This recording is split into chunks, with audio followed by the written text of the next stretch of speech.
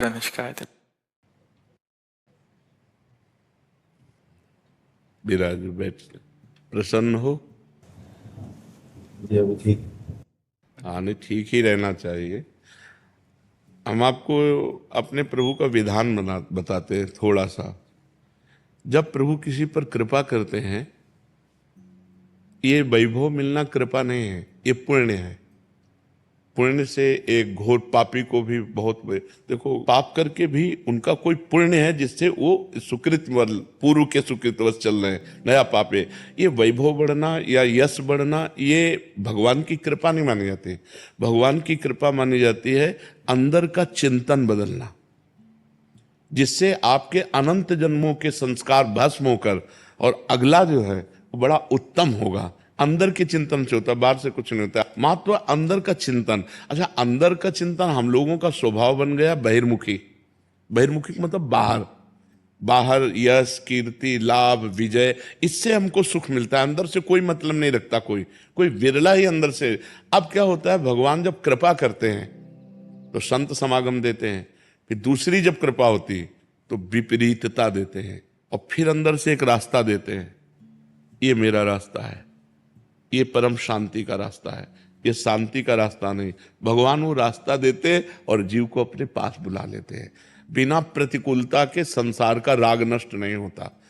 किसी को भी वैराग्य होता है तो संसार की प्रतिकूलता देखकर वैराग्य होता है। सब कुछ हमारे अनुकूल है तो हम आनंदित होकर उसका भोग करते हैं।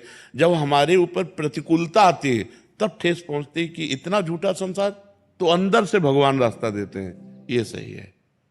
भगवान बिना प्रतिकूलता के इस संसार को छुड़ाने का कोई भी औषधि नहीं रखी।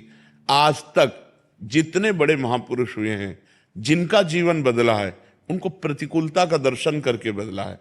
तो कभी प्रतिकूलता आए तो उस समय आनंदित हो कि मेरे ऊपर अब भगवान की कृपा हो रही है, कि मुझे सतमार्ग में चलने की प्रेरणा मिल रही है। अगर सतमार्ग छूटा हो, ये सब तो एक सेकंड के लिए आप विचार कीजिए। अब अपना सुधार कर लो, अपने जीवन को सत्य में ले आओ, तो अगला जो होगा वो बहुत जोर का होगा।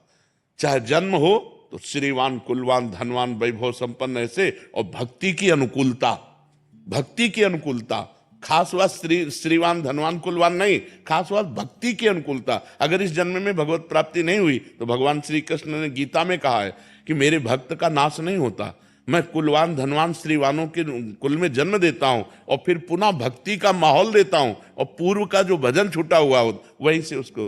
अब बिल्कुल ऐसे ही रहो जैसे रह रहे हो, बिल्कुल संसारिक बन करके रहो, लेकिन अंदर का चिंतन आपका बदल जाए। अंदर के चिंतन में आपकी यश की भावना न रह जाए, अंदर के चिंतन में आपको धन बढ़ाने की भावना न रह जाए। अंदर का चिंतन हो जाए, प्रभु बहुत जन्म व्यतीत हो गए, अब एक बार आपसे मिलना चाहती हूँ, एक बार आपसे मिलना चाहते हैं प्रभु, मुझे आप चाहिए, अब संसार नहीं। तो बात बन जाएगी, तो बात बन जाएगी। तो इसलिए आनंद पूर्वक भगवान का नाम जप करो, बिल्कुल चिंता मत करो।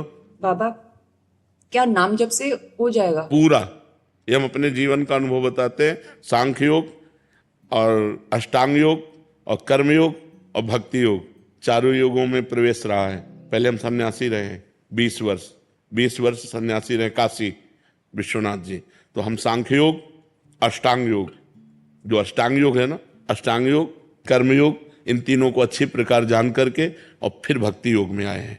स्वयं भगवान शंकर से बढ़कर कोई ज्ञानी तो नहीं ना, सनकादि से बढ़कर कोई ज्ञानी नहीं। वो हरिशरणम हरिशरणम सनकादि हर समय जपते रहते हैं। भगवान शिव राम राम राम राम राम राम जपते रहते हैं। हम वृंदावनवासी प्रिया प्रीतम के उपासी, तो जो राम में राह है वही राह है, जो धा है ये रस देने वाली वस्तु है। तो हम राधा राधा राधा राधा, मतलब आप ये समझो कि हमारी इतनी तार्किक बुद्धि रही, हमारी श्रद्धालु बुद्धि नहीं रही। सन्यासी की जो बुद्धि होती है वो तर्क प्रधान होती, कसौटी पर कसने पर। तो हम केवल भावुकता में राधा राधा का प्रचार नहीं कह रहे कि हमने सुना और ऐसे ग्रंथों में पढ़ा और ऐसे कह रहे, स्वयं स्वाद लेके कह रहे और विश्वास के साथ कह रहे कि यदि आप राधा राधा जपते हो तो इसी जन्म में भगवत प्राप्ति हो जाएगी, इसी जन्म में। जैसे किसी से कहा जाए कि तुम सत्य बोलो, मंदिर में चढ़ के बोलो, तो हम मंदिर में नहीं, हम वृंदावन में बैठे हैं। करोड़ों मंदिर इसकी समानता नहीं कर सकते, भगवान का परम धाम है।